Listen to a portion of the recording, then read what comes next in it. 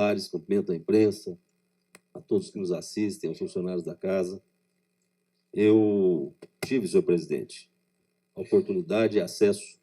É o relatório de incidente de impedimento do deputado Júnior Gel, só para deixar claro para toda a população que nos acompanha. Exatamente. E apontado como o relator deste fato, eu tive a oportunidade e acesso a todos os autos, a documentação, e estudei com muita atenção, muito profundamente, e também me reuni com a minha assessoria jurídica para que eu pudesse emitir a minha opinião.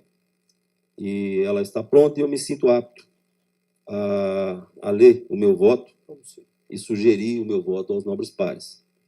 Eu gostaria, senhor presidente, de fazer um resumo do que eu concluí do estudo que fiz, de toda a matéria, de todo esse contexto. Passo a ler.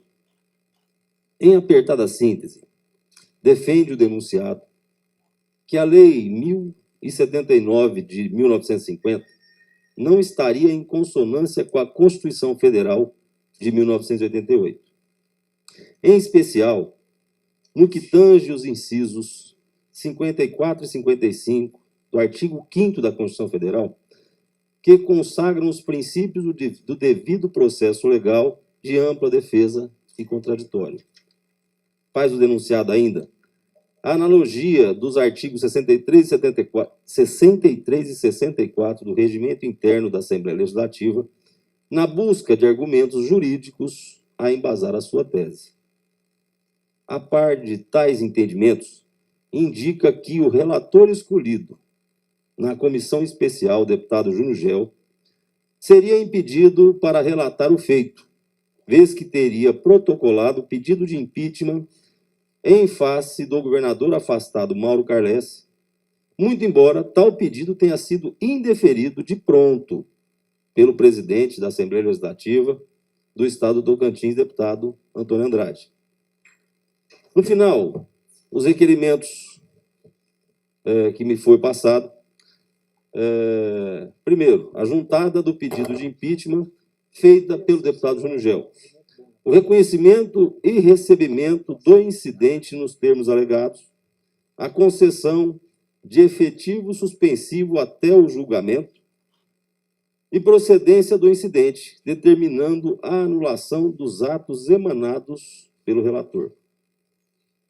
Como eu disse, fiz uma análise bastante detalhada do incidente de impedimento suscitado pelo denunciado, vez que reconheço a envergadura de um processo de impeachment, assim como não é dado a ninguém desprezar os princípios do devido processo legal e da ampla defesa e contraditório. No entanto, não é a primeira vez que a matéria é suscitada e o Supremo Tribunal Federal, ao analisar a ação de descumprimento de preceito fundamental na DPF número 378/DF, foi claro ao estabelecer que a Lei número 1079 de 1950 foi recepcionada quase que na totalidade pela Constituição Federal de 1988, em específico, em relação aos casos de suspeição e impedimento. O Pretório Excelso firmou o entendimento que deve ser observado exclusivamente a regra contida no artigo 36 da referida Lei do Impeachment.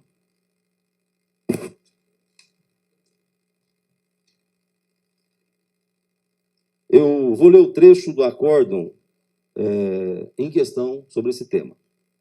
Impossibilidade de aplicação subsidiária das hipóteses de impedimento e suspensão ao presidente da Câmara, item K do pedido cautelar, embora o artigo 38 da Lei número 1079 de 1950 preveja a aplicação subsidiária ao Código Processual Penal no processo e julgamento do presidente da República por crime de responsabilidade. O artigo 36 desta lei já cuida da matéria, conferindo tratamento especial, ainda que de maneira distinta do Código de Processo Penal. Portanto, não há lacuna legal acerca das hipóteses de impedimento e suspensão dos julgadores que pudesse justificar a incidência subsidiária do Código.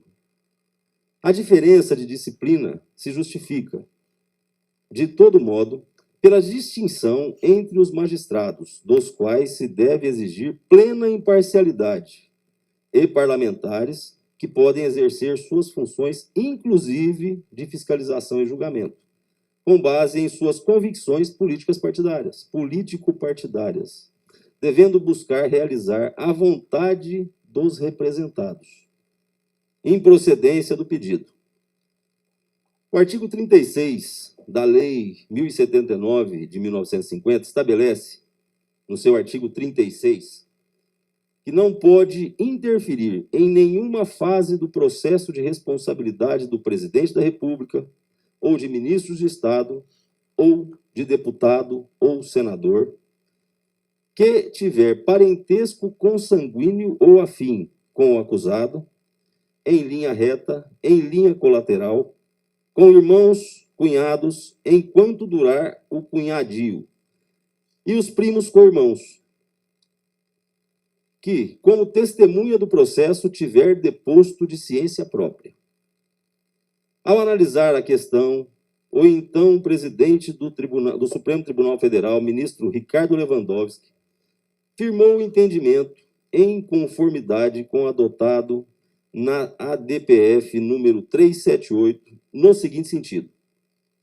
Como se nota, o dispositivo legal em comento é uma norma perfeita, acabada e auto-aplicável, que não necessita de qualquer complementação para a sua incidência.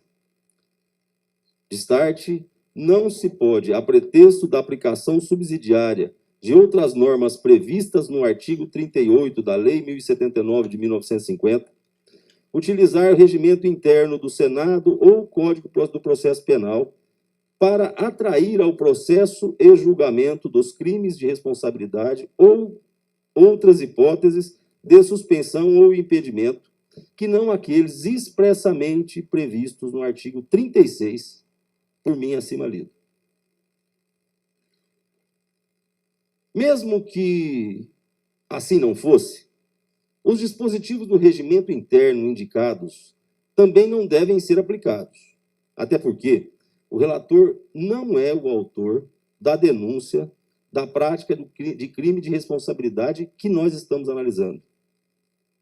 Nesse contexto, senhor presidente, caríssimos pares, eu proferi o voto bem mais extenso, que vou deixar de ler, mas vou juntar aos autos do processo logo em seguida. No sentido, senhor presidente, de negar os pedidos contidos no incidente de impedimento. Era isso que eu tinha por o momento. Muito obrigado.